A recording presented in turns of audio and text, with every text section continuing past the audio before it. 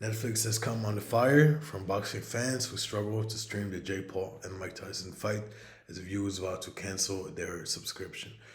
Now, why do I believe this is happening at the current time? Now, first, I would like to look at the Netflix viewership. So it says there was around 120 million people watching, and I know that there was around 70,000 people watching the event. Everybody, the old generation wanted to see Mike Tyson, their hero, fights, get back into the ring, and we wanted to see if Jake Paul could do this and if Jake Paul was actually going to lose to a 58-year-old boxer, even though it's probably the best boxer to have ever stepped into the ring, or at least the baddest man alive on the planet. But why are these furious viewers canceling their membership? Now, let me give you the reasons why I believe that is the case. One of the reasons might be because of what Mike Tyson represents to so many people. Mike Tyson is one of the biggest legends alive. He's a staple. You could go into the Sahara Desert and ask someone if they know Mike Tyson, and they will probably know who it is. Now, Jake Paul, very controversial, right? He basically grew up on YouTube. Him and his brother Logan Paul became super famous. At one point, he was the most famous YouTuber or internet influencer in the world. And now he's here and he's reinventing himself time and time again to the point where he's putting on these massive events with his company called Most Valuable Promotions. Love him or hate him, you have to respect it. He's a young guy. He's doing crazy stuff. I mean, he's 1 year older than I am, and I look at it and I can't imagine how much pressure he must feel on his shoulders to be running this big of a company, to be running these massive events, to have not only almost the whole world hate you and doubt you, but to also be faced with all of this adversity while trying to build a business, right? He has years ahead of him to do even bigger stuff, and he's making $20 million a fight. So we can only view, and I think he's a very smart businessman from the business perspective. I don't know him personally, so I would not judge his character. He seems like a guy that's been through a lot and that's learned from it, but also came from privilege. So it's kind of this mixed match together. And I think in this world, there's no one like anyone. So everyone has different experiences. But let's move on from that. Now, why do I think these Netflix viewers are canceling, and why do I think that the fight might have been rigged? Now, both of these people are entertainers, right? They are entertainers on the world stage. So they are there to entertain the masses.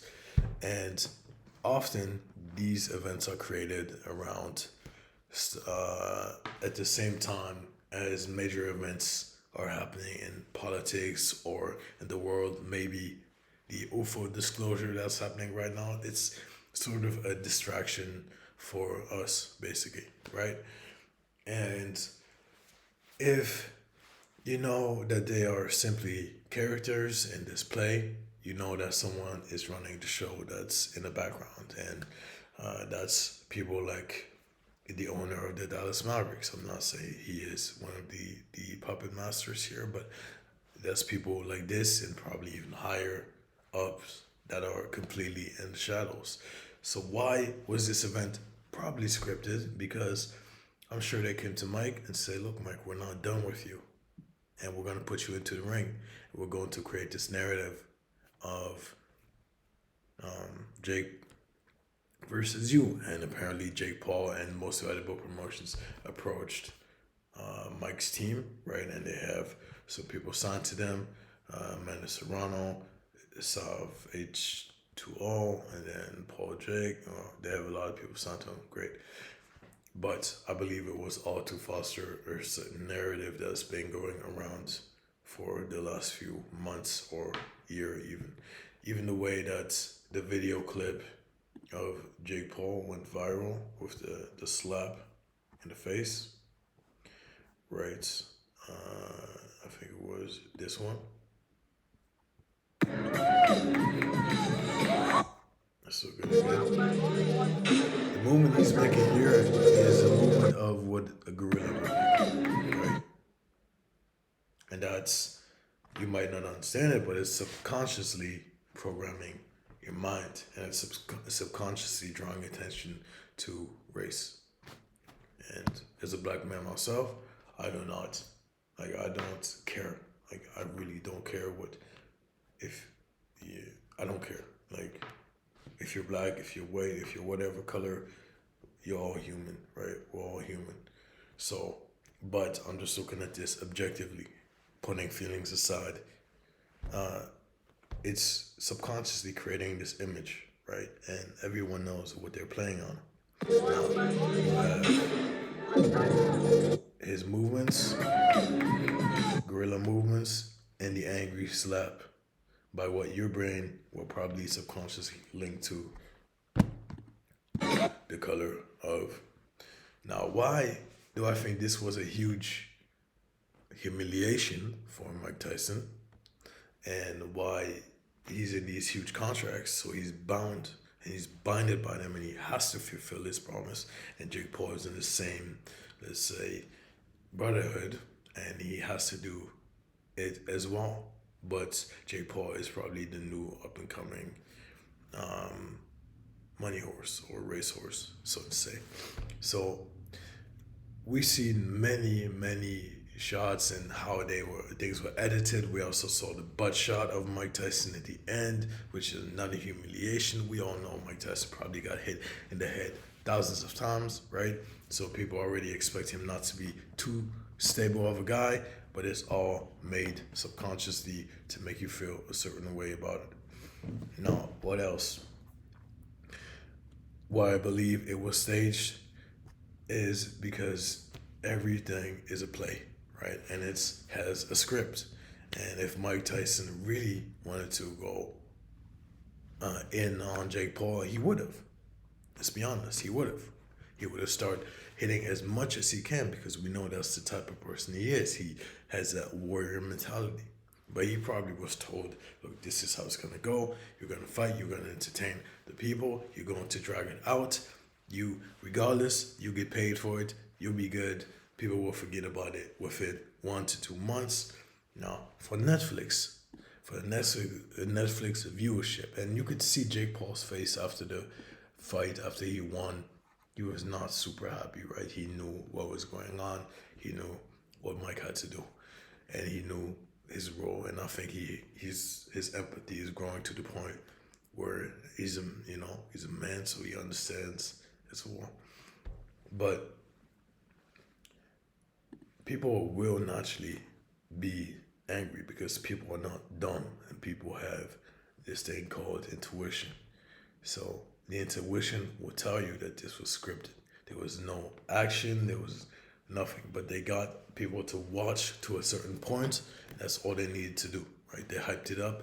Now people will be angry, but whether you're angry or not or happy, it's still an emotion, and it's good. And it creates controversy, and it creates, which controversy then creates viewership. The viewership then creates money. Then the viewership then gets influenced by certain things that they wanted to influence you and create this whole narrative. And it opens up, for example, for Netflix, it opens up a whole new market for the NFL, for the NBA, for all of these sports organizations. It opens up a whole brand new market, because now they can all host events on Netflix, right? And it will be a precedent for people to subscribe to Netflix. So for Netflix, it was massive, right? And we can look at the stock. It has been going up steadily. And it was massive event for them, because now, I mean, we can see the numbers are crazy. 120 million people watching one event. So imagine how many people are going to watch the NBA finals, how many people are going to watch the NFL finals. But I believe the reason they were so furious in canceling is because they're smart. People have intuition. They know exactly what's going on. Now, do they care? Does Mike Tyson care? Does Jake Paul care? I doubt it. They know the bigger picture. They don't really care. Now, what can Netflix do?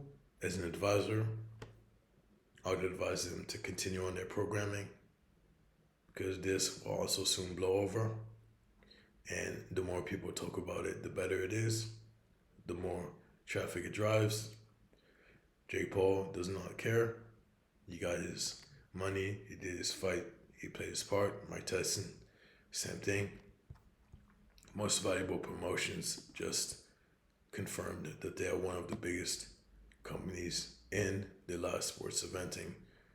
And whether they are hated or not, you're still paying for it. You're still paying for it by your viewership. If it's free, you're the product. But that's why. And yeah, like I said, my name is Hudson CEO. If you have a business, if you have a startup idea, if you have an established business, a small business, I've helped many businesses become very profitable or simply start from zero and conquer markets. So you can book your meeting down below, and it will be a one-on-one meeting. I would take all the time that we need, and see how I can provide value to you and to your business. And subscribe for the next video. I'm looking forward to it. Have a great weekend.